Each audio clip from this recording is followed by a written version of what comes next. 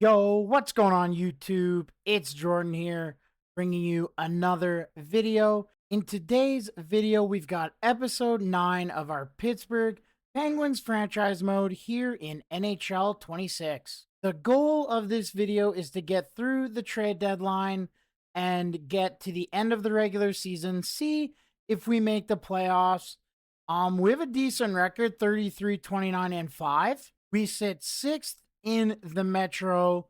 We're not too many points out of a playoff spot, though. So you never know what's going to happen, right? We could go on a tear and, win what? Maybe like 15 of our last 20 or so games, and we might make the playoffs. So you never know. Crazier things have happened. We're also in this very weird position because we don't really have too many things to trade. Our team is pretty much just filled with our young prospects and the few older players we have. We need them on the roster, or it's Crosby and Malkin, and we're retiring those guys in Pittsburgh. So it's going to be an interesting episode. We're not going to take too much time here. Let's just start rolling. So there we go. Crosby accepts. Remember, at the end of last episode, we sent him a contract offer. We're just going to be conservative sellers since we don't really need to buy because we're outside a playoff spot looking in. And we'll see what's out there. We might not make any moves, but if the right move comes our way, we'll for sure take it. All right, guys, after doing a little bit of looking around the league, seeing if what players that we would want to trade, even if there was any good trades for those players, and honestly, there was just nothing that really enticed me. Everything was pretty much just picks for next season, which I would love picks for this upcoming draft. I don't want them for a draft that's a year, away.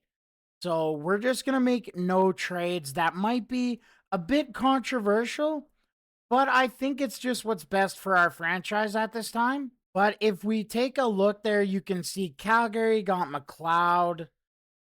Anaheim got McBain, and Utah ended up with Logan Stanley. Nothing too major. Maybe Paling going to Vancouver. Lawson Krause on his way to Vegas. Kevin Hayes to Ottawa. Eric Hall is on the move to Anaheim as well. See Nick Hague there to Chicago. Monahan back to Winnipeg. Mikheyev back to Toronto. Nothing too major. And then you can see Toronto also actually got Keandre Miller. So Toronto kind of went all out. But, I just think that was the best trade deadline for us. We are in this very difficult position where we're a tweener team, right? We could make a move and make the playoffs, or we could make a move and tank. And I'd rather just let it play out. Let's see what moves, or see how good the team is going to play. Wild there, fire their head coach. Pierre Oliver Joseph, he's ready to go back in the lineup as we come out of the gates here of the trade deadline on a 3-game win streak. Sidney Crosby there had a playable injury. There we go. We get back in the win column there. Big 7-2 win in Nashville before we lose 8-2 to San Jose. So we're most likely going to miss the playoffs coming out, losing our first 6 of our first 7 games or something like that as we pick up another win there and a shootout loss. Honestly, I'm okay with that, though. We're going to fall probably somewhere in the top 10 in the draft, maybe, 11 or 12. And I think that's going to give us the opportunity to be able to draft a player who not necessarily is going to be that franchise cornerstone piece, but just another medium elite talent, or, that top high, like, your top 6 high, your top 4D high, that's going to come in, make an impact, and help make us a cup contender in the future. As we take a look here at the standings, you can see we are 5th in the Metro. 6 of 8 playoff spots in the East are locked down already. We are still technically in the hunt for that 8th spot. You can see The Capitals will clinch. It's only a matter of time. And we'll be fighting the Hurricanes for that spot, but they get to play 4 more games. We only get to play 2. So it's not looking good for us. And it's funny because if we take a quick look there out west, we would most likely make the playoffs. Uh, the teams are not as good out west, apparently. And then we just take a quick look at the team leaders. There, Crosby, Willander leading the way. Vidro Bajork hits 40 points on the season. And there we go. I mean, all those guys below Crosby have games in hand on him, but he does have a 4-point lead for the Art Ross trophy. He is 8th in goals and 4th in assists. Let's just go ahead, get these last 2 games wrapped up. We've got one versus Columbus. Hopefully we can get a big game there. 6-3, Crosby gets no points. Take a quick look. He still has a 3-point lead on Lucas Raymond. So hopefully Crosby can have a big game. The last game of the season. We are guaranteed now, I believe, to be out of the playoffs. So let's see here. Can we end the season off right? There we go. Big 3-0 win. Crosby hits the 100-point plateau for the 2nd year in a row. Let's figure out here, guys. Is he going to hold that spot as we have an AHL injury? So there's a few games left in the regular season for most of the other teams in the league. It's going to be close, guys. He only has a 2-point lead now on McKinnon, who has 2 more games. Okay, McKinnon has 1 more game. Jack Hughes has 2 more games as well. He is 3 points behind. And there you go. Jack Hughes steals it away. It's 100 points there. He's got 1 more game to play as well, as we've got to get these AHL lines figured out. Jack Hughes still 1 more game to play. Will they tie? Nope. Jack Hughes steals it, boys. That is tough. That was kind of our Stanley Cup on the season to see if Crosby could get another Art Ross there.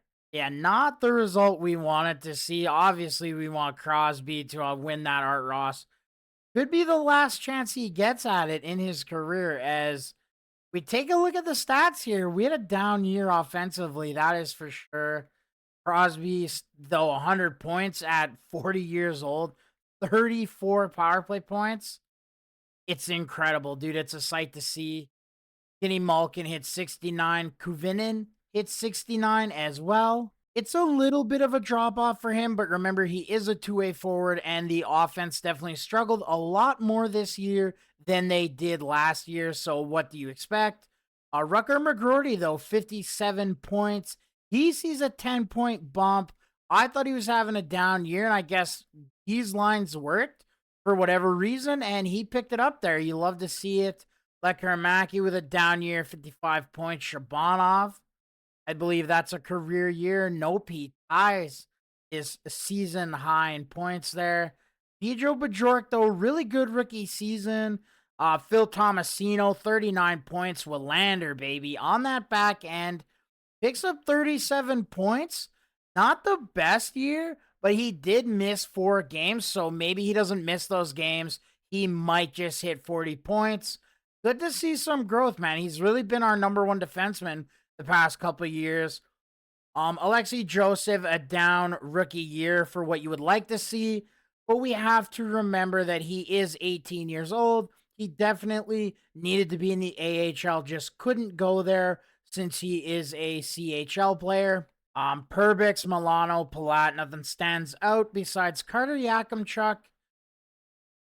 We're going to give him the benefit of the doubt. It was his rookie season. Hopefully next year he comes out swinging. And then last but not least, your goalies did okay. Mershoff, 38 games, though. He rocked a 9-10 as a rookie, 1 shutout, and a 2.93 goals against. Arthur Shilovs, though, he did have a few injuries, but he managed 25, 18, and 4 shutouts, a 9.08, and a 2.98 goals against. Max Sogard was not good enough in the 3 games he played as an injury backup goalie there. Now we take a look at the rookie scoring leaders, and oh my God.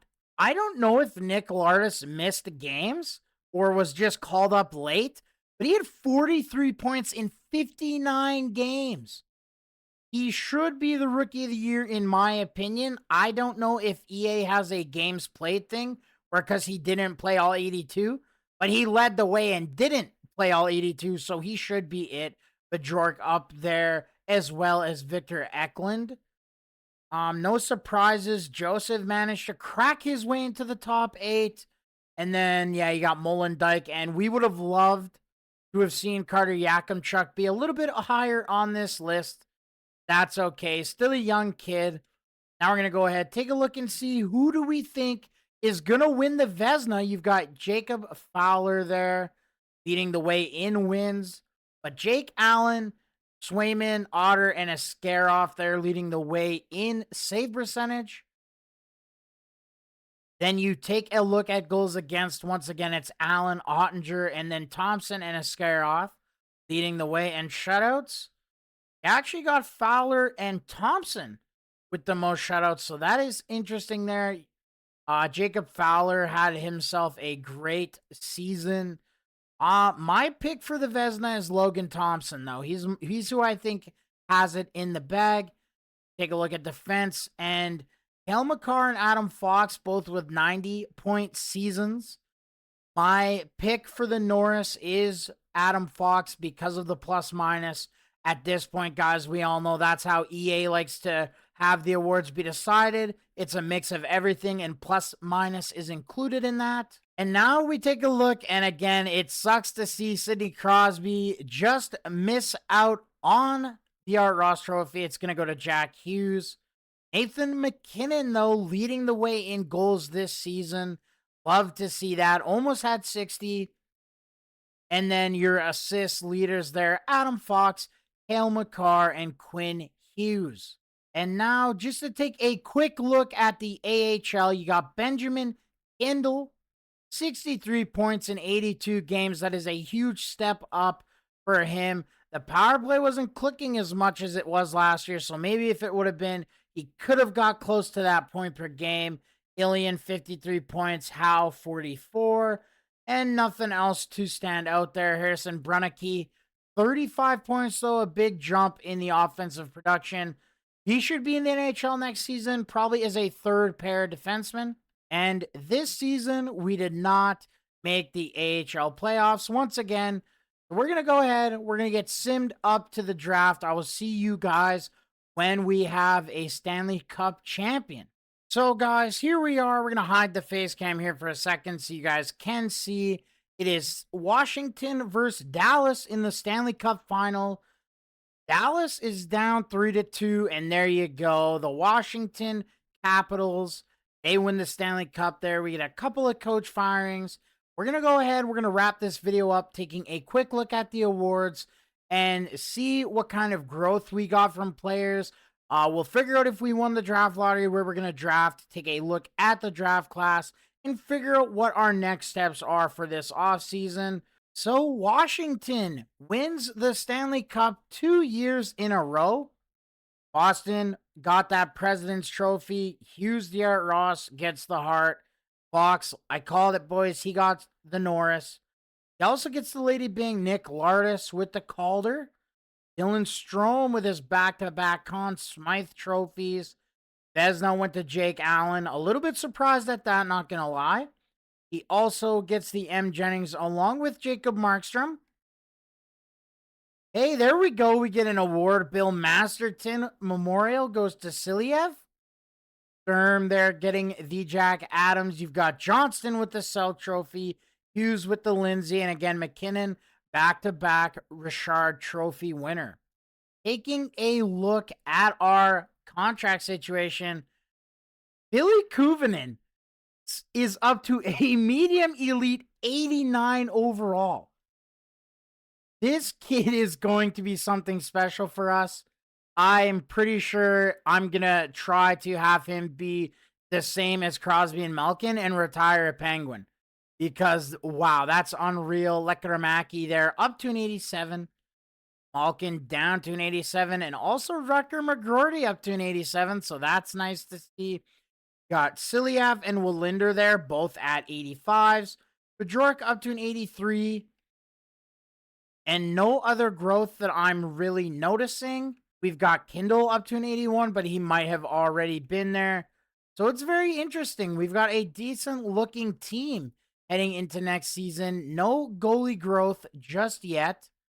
Actually, Chiswick's there is already a 71.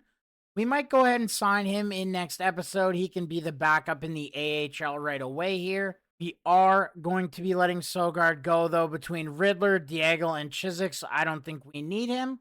But defensively, guys, we do have a couple of contracts here. We do need to work on Willander. He wants a 3-year deal that walks him into unrestricted free agency. I don't want to do that. Either he's going to sign with us long term for so that we control his rights longer there, or he's going to do a 1 or 2 year deal so that he stays in RFA. Let me know your thoughts on that. What do you think we should do? Silyav still on his ELC, so we don't have to worry about that just yet. Carter Yakimchuk, we got him locked up to a nice $3.4 million there. And Kalevin we can worry about in next episode. The only noticeable forwards we have, I would say, are Ilian and Shabanov. Now, Shabanov didn't have the worst year. He doesn't even like this contract offer, even though that's what he's asking for. That's very interesting to me. I don't understand why.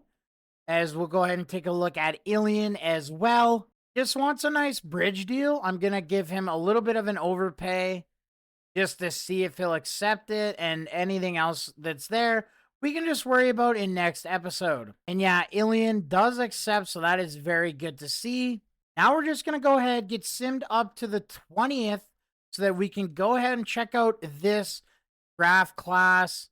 And there we go, guys. We have the 9th pick in the draft. LA wins the lottery. Utah moves up to 2nd. And your top 5 rounds out with Buffalo, Minnesota, and Florida. And unfortunately, guys, our scouts are lazy as heck. We're firing them all next episode because they don't do anything. But you can see the scout is recommending Cullen, Fayad, and Fugelberg. But remember, we wanted to add another defenseman, potentially. We've got Drew Daly and Jack Hare. They are just outside of where we're going to pick. So we most likely get a chance to draft them, as we also know Steve Campbell. He is medium elite if we want to pick him up. He's not supposed to go till 15. So, guys, it is a sad, sad day in Pittsburgh. Evgeny Malkin retires. He finishes with 1,568 points.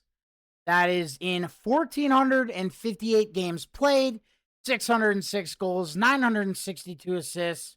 I was hoping we'd get one more year out of him, but I'm not too surprised that he calls it quits. He is getting up in age, and the production was dipping. I think you could just kind of tell his heart maybe wasn't in it so much, since the production was just falling off what his standard was. We've also got Brad Marchand retiring, Corey Perry, Jonathan Taves, Tyler Sagan, Jordan Eberle, Ryan Suter, Craig Smith, and Jonathan Klingberg there.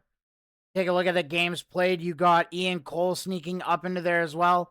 1,100 games played, only 246 points. And you take a look at the goalies, Jonathan Quick, Martin Jones, and Phil Copley all call it quits as well. If Evgeny Malkin becomes a coach, he's coming in. We're bringing him in. He'll be AHL, NHL, I don't care if Evgeny Malkin is going to be a coach in Pittsburgh. Got a few retired players becoming scouts. We take a look at the coaching just to make sure. And we do lose an NHL coach. We don't lose any AHL coaches, though. Let's go to this draft class. Get a couple of interviews done. We're going to check out Jack Hare and Drew Daly there. We want to see the readiness. He thinks he's a couple years from the NHL. Let's also figure out what his play style is. He can join the rush and still be the first man back. And now let's ask him about his personality. See what he's got going on in there. Very well-rounded. He is loyal and he doesn't get bent out of shape. That's a good player. Hopefully we find out some more about him, get to know what his potential might be. They don't tell us the potential. Okay, let's interview Jack Hare as well. Same kind of questions. We want to know the readiness. Still a couple of years away. We want to know the play style. He's an offensive defenseman. And the same thing, let's ask him about his personality. And he is the exact same. So pretty much the exact same thing as Drew Daly there. The only difference being offensive defenseman versus two-way. I think if I have to draft one, I'm going to draft Daly. But let me know, guys. Should we just stick with what we know? Should we draft Steve Campbell? Or should we move up, try to draft Shing Chime or Lyles? We also got Hudson Fraser there, who we know is medium elite. He is that two-way forward. Yeah, that's going to do it for me, guys. Let me know your thoughts on the episode. I'm a little bit sad we didn't make the playoffs. I'm also a little bit sad there of Evgeny Malkin calling it a career, quite a historic career as well. As we're going to take one last look here, because this will be the last time we'll be able to see this. So Evgeny Malkin wins 3 Stanley Cups, 1 Conn Smythe. He gets the Hart. He gets the Ted Lindsay. He won 2 Art Ross trophies, and he also did what Crosby couldn't, and he won the Calder. So let me know your thoughts, guys, down below. What do you think we should do in the draft? And what should we start now being a more aggressive player in free agency to try to get out of this rebuild stage? It's going to be tough because we've been a rebuilder for 3 years now. Players will not necessarily like our organization, so it might be a little bit tough, but let me know as well, guys. We do have $8.5 million freed up for the cap. We can't see it yet because Malkin is still in our system, but once it ticks over to the 25th, since he's retired, then it will get him out of our books, and we'll be able to see that. So we're going to have a lot of money to play with. So I think we should be players. Thank you so much for watching YouTube. Make sure you click that subscribe button. Hit that notification bell so you don't miss another video. Guys, we're bringing you daily videos here on the YouTube as well. Check out the links in the description. Follow me on Twitch. Follow the Discord as well, guys. Again, thank you so much for watching YouTube. Make sure to like, subscribe, and I'll see you in the next one.